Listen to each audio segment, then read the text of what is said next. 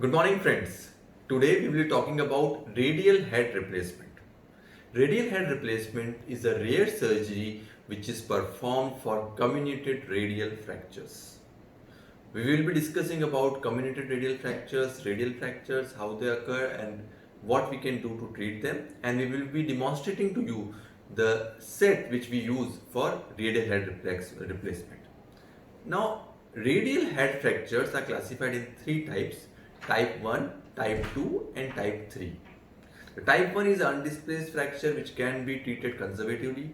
Type 2 is a single or a two fragment fracture that can be fixed with either screw or mini plates. And type 3 is a bad variety, and that is comminuted fracture, and that should ideally be treated with a radial head replacement surgery. Overall, radial head fractures forms around 20% of all the elbow injuries, and this comminuted group is a very small group of all the elbow injuries, but it forms a very important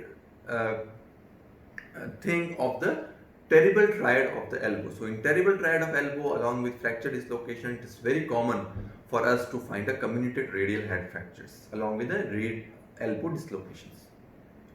Now, if you have a comminuted radial head fractures, earlier there was a treatment of radial head removal or radial head resection arthroplasty, or you just remove all the small pieces.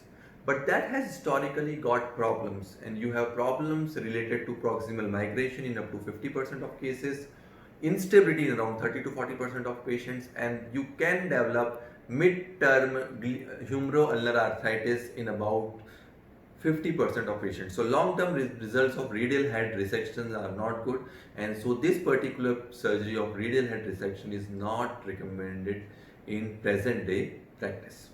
So what we recommend is a radial head replacement. So there are different types of radial head replacements which are available. If a patient present to you with a comminuted radial head fracture type 3, ideally you should get an X-ray, you should get a CT scan of the patient, and then you should do a pre-op planning.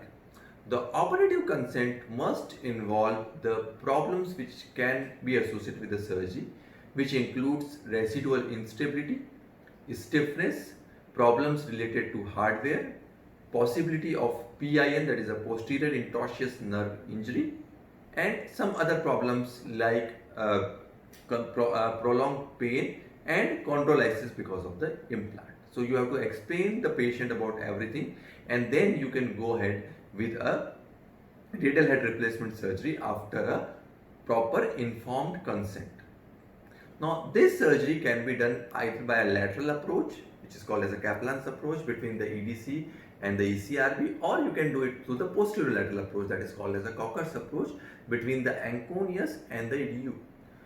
Whatever approach you use, you need to be thorough with the anatomy of the particular area, and you have to be very particular about the posterior interosseous nerve anatomy. So supposedly if you have to do the procedure from the posterior lateral approach, you need to pronate your arm so that you have to keep the posterior interosseous nerve out of your operative field. And depending on the injury that you suffer or the other procedures that you need to perform, you can modify your approach. The other thing you need to be careful is about the annular ligament, because annular ligament is a ligament which needs to be repaired to ensure the stability. The other thing is you must avoid overstuffing of the joint. So if you are in doubt, you better choose a smaller size. So overstuffing of the joint must be avoided, and it is recommended that you use a joint which is a 2 millimeters smaller than the original radial head which you have resected. Now I will be demonstrating to you the set. Before demonstrating the set, you must be well versed with the anatomy, and you should know that the radial neck is at about 17 degrees of angle with the radial shaft, and whenever you are making a cut, the cut should be at the perpendicular to the radial neck, because in those positions you will have a better radial head implant placement. Now this particular implant system is developed by Matrix, and it is an uncemented version. So it has got 3 trays. So these are the 3 trays which are there, and this is a very modular system. So if you see, this is a very modular system. So this system has 6 sizes of radial head with a modularity in the head length also. So we have got 6 lengths: 16 millimeters, 20 millimeters, 18 millimeters, 22 millimeters, 24 millimeters and 26 millimeters.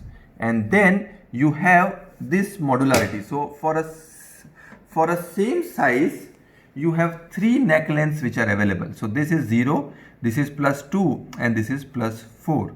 So for the same size you have 3 neck lengths available. So it is a very modular system. Same as far as the stem is concerned. This stem is a polygonal stem. This is the starting reamer and you can use it. We recommend to use it not on a motorized reamer but on a T-handle. And then this is the original prosthesis. The size of the stem or the width of the stem starts from 5.5 to 10.5. So you have got a good modularity and you can use any size of the radial head with any size of the stem. So it's a very modular system. And in the final implant there is an option of screw fixation. So you have a screwdriver here and with that you can actually fix the prosthesis like this. And in the original implant you can tighten this screw nicely here so that it is a one-step affair. So what we recommend is you use this implant system as a trial and then you can use the original implant as well, which is also modular. So as we see, we have a sizing block here. So what we recommend is whenever you take out the radial head, you can just use the sizing implant here to actually size the radial head that you have taken off, and then you can just use the size which you have fixed it up. And as I told you, if you are in doubt, better to use a smaller size.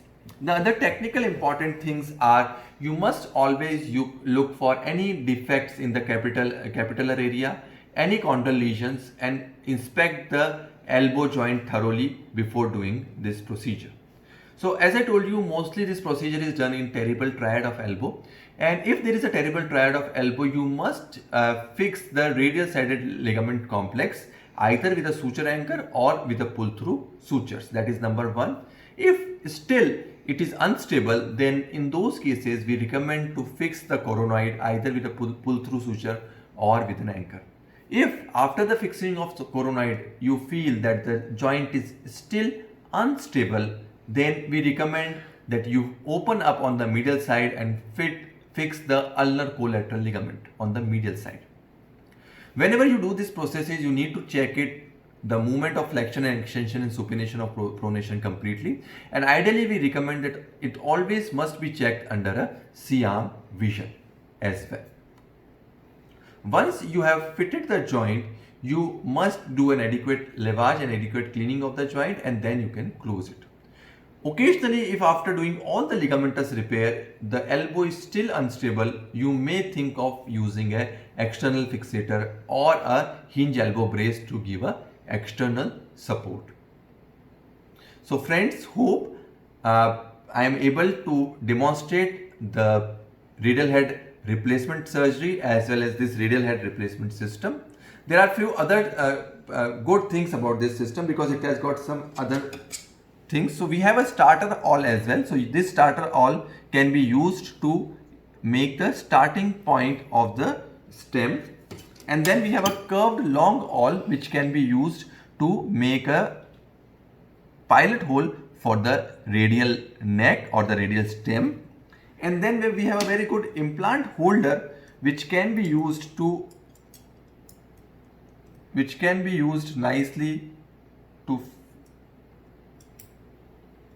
to hold the radial head implant into its position when we are implanting it. So it's a very complete set, very modular set. It gives you surgeon a lot of freedom of different sizes, and it has got a very good coating as well. So the uncemented fixation is very good, and we have been so far very happy with this design of radial head prosthesis. So I thanks Matrix for giving me opportunity to speak on this topic. Thanks a lot. If you have any questions regarding this implant system, you can write us on the comment box. Thanks a lot.